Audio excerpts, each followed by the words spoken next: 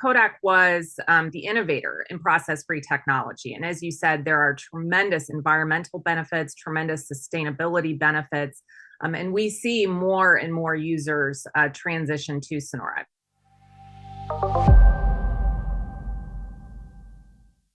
Hi, this is Dave Zwang with What They Think. And with me is Laura Cole, who's the Vice President of Pricing and Controls, and Sven Freyer, who is the VP of Print Manufacturing for Kodak.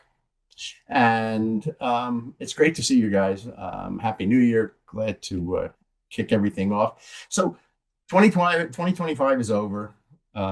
It was this interesting, I'm going to use the term interesting, year on many levels. But I know from a plate manufacturing standpoint, and a plate standpoint in particular, tariffs, trade rulings, all of these things had to play a part in the 2025 season. Laura, give me an idea what's going on. Where do we stand? Thanks, David. Yeah, I couldn't echo your thoughts any clearer. 2025 was a big year as it relates to trade and tariff. But for Kodak, right, this whole tariff situation actually started a few years back as we petitioned the Department of Commerce and ITC for tariff-related things. So I want to believe that we were somewhat already accustomed to kind of working through and navigating the difficulty. Certainly, we believe, a differentiator of us being a U.S. manufacturer plays a significant role in our ability to kind of navigate the terrain. And so certainly I think the work that we had done in the years prior set us up to be able to, kind of, I believe, navigate 2025 better than most. Got some exciting news to share in terms of product enhancements that we're making, as well as SONORA expansion in the US. So although it was difficult, I think we were able to set ourselves up for a very good year in 2025. Okay. Well, that's good. It's good. It's good to hear, with news the way it is lately. Sven, let's talk a little bit about manufacturing. I know that you guys have, actually, how many plants do you have now, and where are they? We have 3 manufacturing plants around the globe. So one, as you obviously know, is in Georgia, Columbus, and the second one is in Germany, Ostroda, and there's a third one in Gunma in Japan. With all of the stuff that we were talking about with Laura, has any of that affected you at all in terms of the manufacturing, in terms of loading and? Yeah, sure. We have seen quite a significant surge in demand of our, especially for our Kodak SONORA process-free plates in the US. And I mean, local production capacity for these process-free plates needs and has already been increased to meet the growing demand for our customers. So just to give you an example, we recently re-engineered one of our manufacturing lines to make it SONORA capable, which is a major change, not just in equipment, but also in process. And we will for sure continue to provide additional solutions for more. So the vast majority of products for our US customers are manufactured in Columbus, Georgia. While SONORA is in focus, and of course we name it all the time, we're also evaluating other products as well. On top of that, we do comparison checks. As you just mentioned, we have lines in several parts of the world, and we do on a regular basis checks with our plates between these sites. And this will help us to keep up with the latest product developments around the globe, and enables us to produce to the highest standards and deliver the quality our customers expect from Kodak. Yeah, David, if I could add just a thing. I mean, I think that, as Sven said, with our local manufacturing that we have throughout the globe, this is really a key differentiator for Kodak, and one that we believe sets us apart. It allows us in the US, as Sven was just talking about, we have the ability, and this ties to the previous tariff question, obviously, as being the only US manufacturer left, it's advantageous for us to produce as much product as we can in Columbus. And so, as you mentioned, we're expanding SONORA, and we're also evaluating other potential products that we could bring to the US. We bring in a very, very small amount from outside, and we'll always be seeking to figure out how we can minimize the tariff impact for our customers. Absolutely. I'm sure you've got to balance it out. There's no doubt about it. Is SONORA the only plate? Because I know that you had other plates, and then you started moving to SONORA. Is SONORA the only plate now that you're running, or no? No, we manufacture both SONORA and Trillion out of Columbus. and Trillium and Sonora. I mean, Sonora is a process-free plate, so from a sustainability standpoint, it's a big win. What's the adoption like? What are you seeing more and more people kind of jumping in on Sonora? Absolutely, right? I mean, so Kodak was the innovator in process-free technology. And as you said, there are tremendous environmental benefits, tremendous sustainability benefits. And we see more and more users transition to Sonora. You know, you can't get away from the cost savings, the energy savings, the water savings, the chemistry savings, all of that. And so, you know, we've had, I believe, a pretty fast transition to the product, and even more customers are demanding it, which is why, to Sven's point, we had to expand the second line to be Sonora capable. Okay, so you've got Sonora, and people are now coming more into that, which is a good thing. You've got a kind of a hedge against a lot of the tariff uncertainties that seem to be changing on a daily basis almost. What's 2026?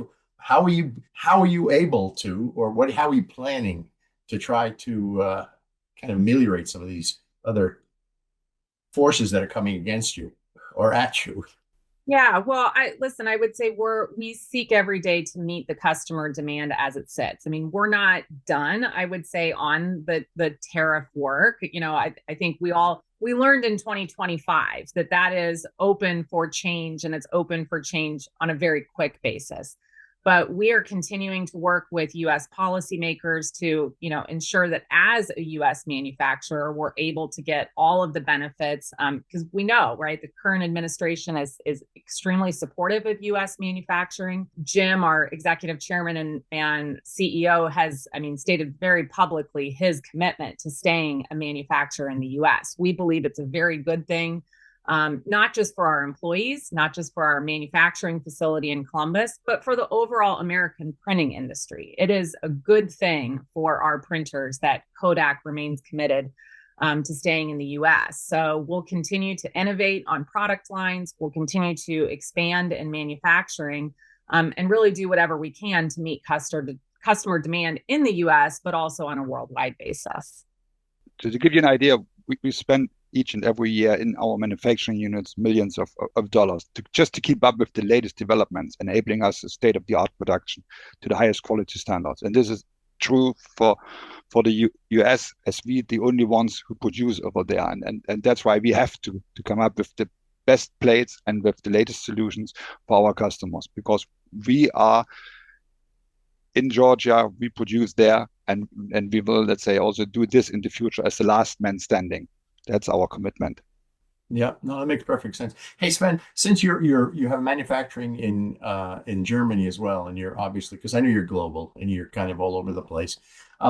What's the Sonora adoption rate like in that area, in the EU, et cetera? Because there's always been a disparity, as I see it when I travel around, in terms of kind of understanding where and how to deal with sustainability. And of course, in the EU, there's more regulatory constraints as well.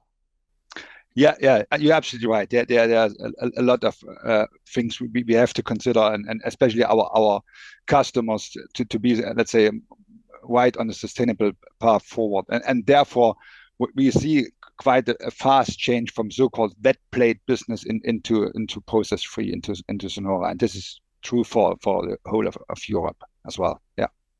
And I think Europe has, you know, particularly with the CBAM initiative and others that are happening in Europe, it has its own things that are going on that makes it harder to keep up on, right? So again, we believe our ability to manufacture locally within Germany helps with that. And certainly, to Sven's point, I think more and more European printers are also, you know, wanting to jump on the sustainability train and therefore switch to process-free plates.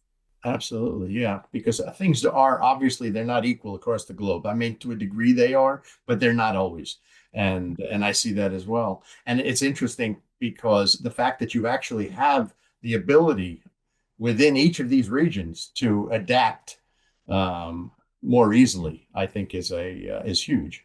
Yeah, I think it's one of the key reasons why Jim has decided to leave manufacturing so locally based in Gunma, Osterode, and in Georgia.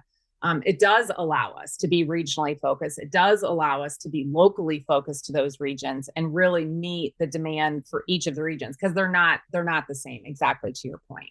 Going forward in 2026, availability, what new investments, what new things are you guys planning to tackle in 2026?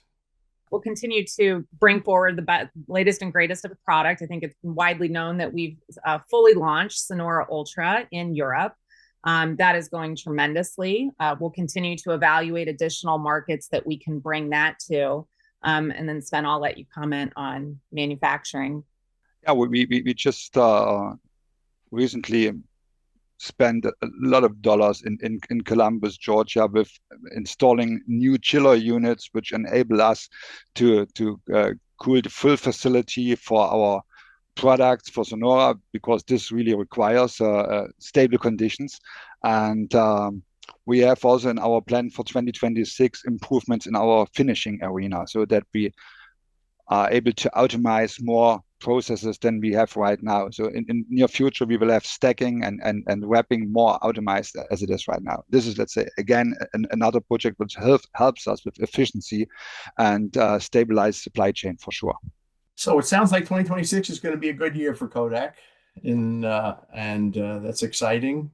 And I'm sure we'll check back with you guys later on in the year and see how things finally came out and how it shook out. But thanks so much for spending some time and talking a little bit about it. Thank you. We appreciate it. Thank you very much. Thank you. Talk to you soon.